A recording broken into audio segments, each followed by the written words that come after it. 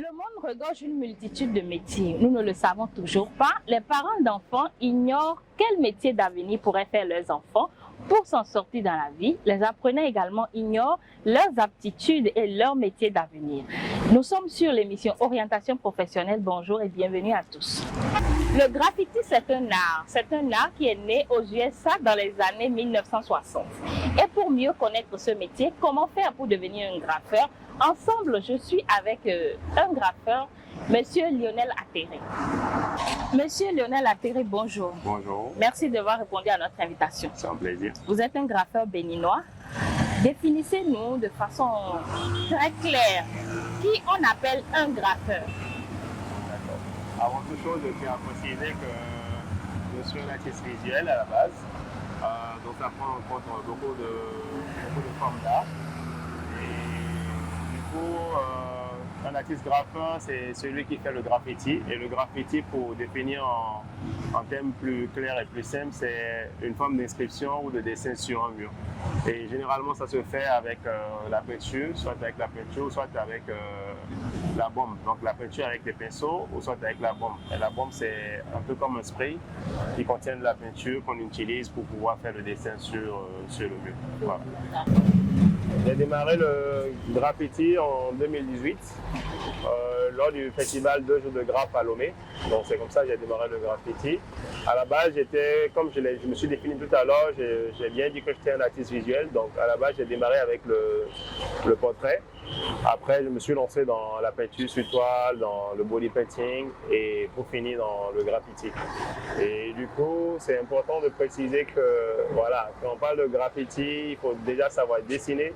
Et donc, je vais dire heureusement que j'ai eu à démarrer déjà par le dessin, sur papier, sur différents médiums avant de me lancer sur le mur. Donc, ça a permis que les choses soient beaucoup plus faciles. Monsieur Atterré, en dehors de la passion, en dehors de la détermination, un apprenant qui veut devenir un graffeur, comment peut-il procéder? Bon, déjà, si moi j'ai un conseil à donner à un apprenant qui veut devenir un graffeur, c'est déjà de se poser la question de savoir s'il a des prérequis. S'il il pense qu'il a du talent dans le domaine, s'il a l'habitude de dessiner, s'il est pris par la passion du dessin. Donc c'est déjà cette question qu'il faut se poser. Et quand tu sais que tu es fait pour la chose, pour cette passion, tu essaies de te perfectionner dedans, donc de tes essais. Et à la base, ce qui a lieu de faire, c'est déjà de se former soi-même. Aujourd'hui, nous avons l'Internet à disposition. Donc, ces personnes-là peuvent aller sur Internet. Il y a pas mal de vidéos, de tutoriels sur YouTube ou sur d'autres réseaux qui peuvent voir et essayer de reproduire de ces essais, justement, dans ce domaine, dans cette passion.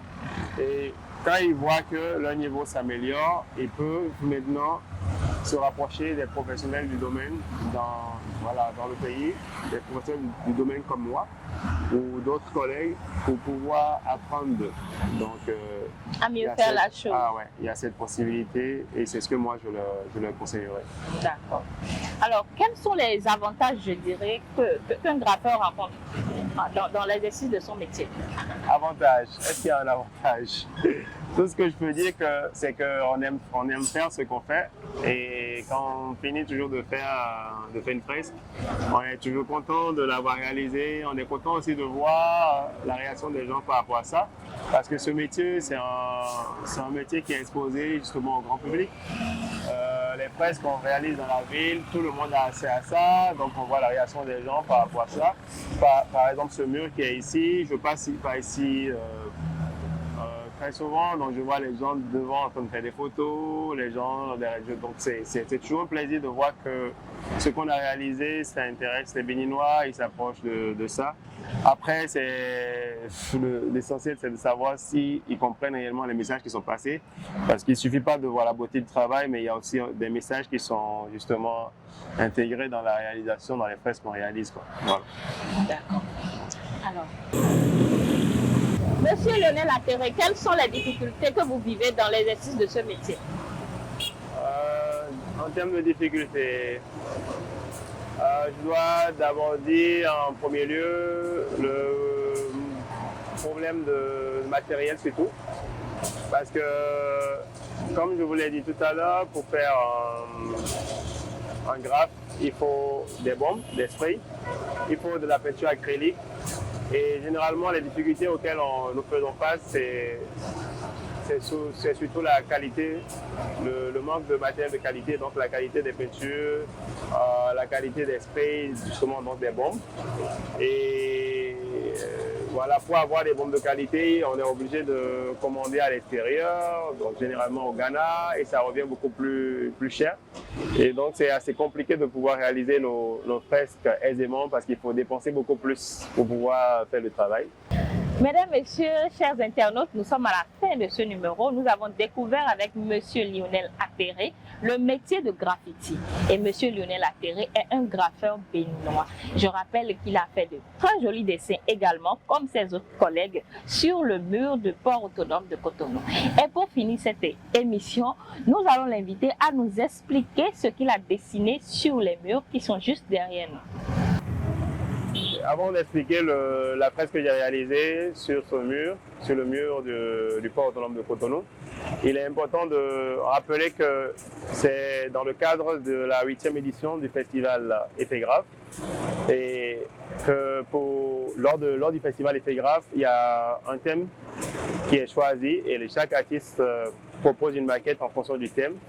Et après validation de la maquette, l'artiste réalise la fresque sur le mur. Et donc le thème de la 8e édition, c'était le Nouveau Bénin.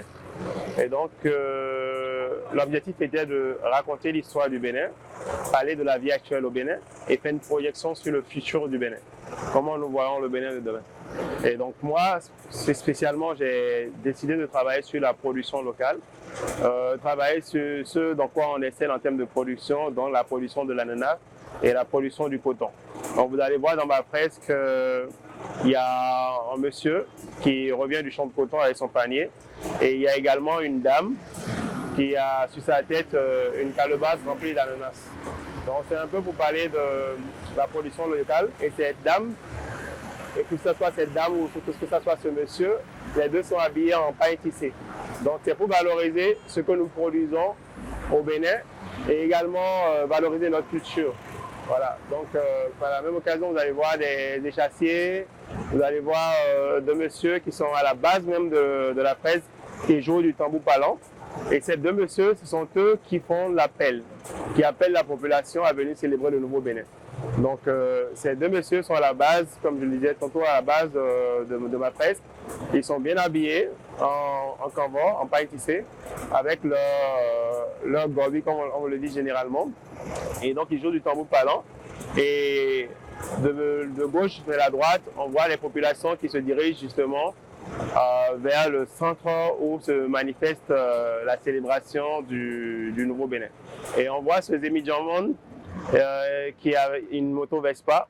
Et le but, c'est de montrer qu'à une époque, il y a des gens qui ont utilisé la moto Vespa pour faire le Zemi-Djan.